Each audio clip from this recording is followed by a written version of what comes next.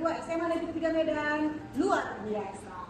Mulai SMA Negeri 3 Medan. SMA Negeri 3 Medan. Luar biasa. Tangan untuk kita.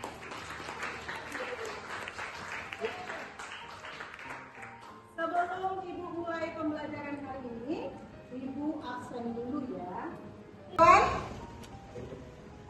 Wali? Siapa? Hadir Ibu. Iya, luar biasa hadir semua hari ini ya. Masih semangat? Hari ini kita belajar mengenai menulis teks cerpen. Sebelumnya kalian sudah belajar mengenai apa itu pengertian teks cerpen. Apa lagi? Teks cerpen. Struktur teks cerpen. Jadi tinggal menulis teks cerpen. Unsur-unsur teks cerpen juga sudah tahu kan?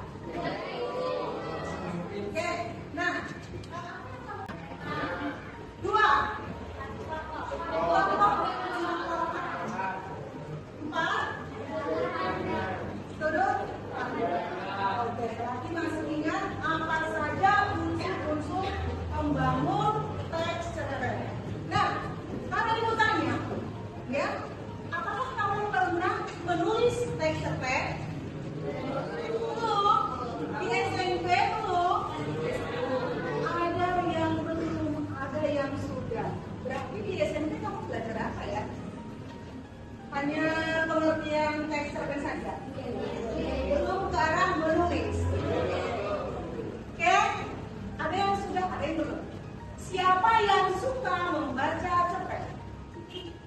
Iya, biasanya kalau suka membaca cerpen, pasti suka juga menulis teks cerpen. Oke?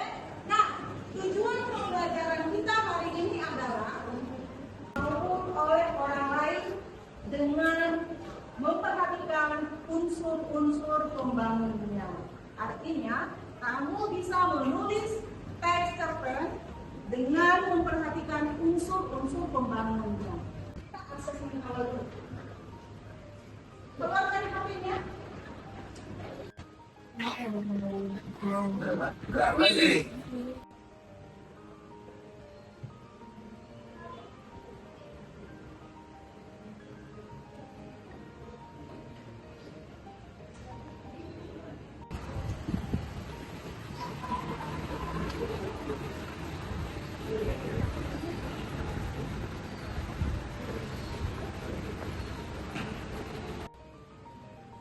Baik, untuk asesmen awal yang paling tinggi nilainya adalah yang pertama Roja.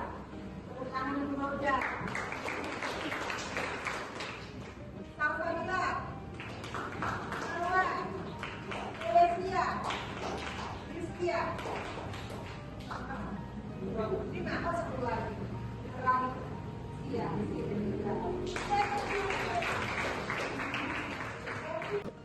Baik, kita akan menulis teks cerpen secara bersama-sama. Oke, tadi yang asesmen diagnostiknya yang paling tinggi, kira-kira apa judul cerpen kita ya? Judulnya catatan kecil di buku tulis, Ibu. Oke.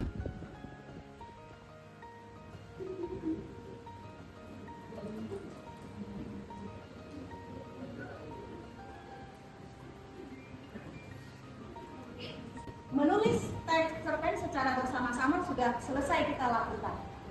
Menarik atau tidak? Menarik. Berbagi pikiran dengan teman-teman satu kelas. Berarti ini pengalaman bersama-sama ya? Pengalaman bersama-sama suasana di kelas. Oke, kira-kira amanatnya apa ya? Amanat dari cerpen sebelumnya itu adalah yang pertama, kita tuh dapat menemukan semangat dan juga motivasi dari hal-hal kecil yang dapat kita lakukan. Itu tuh hal kecil yang kita lakukan, itu tuh dapat membuat perubahan besar.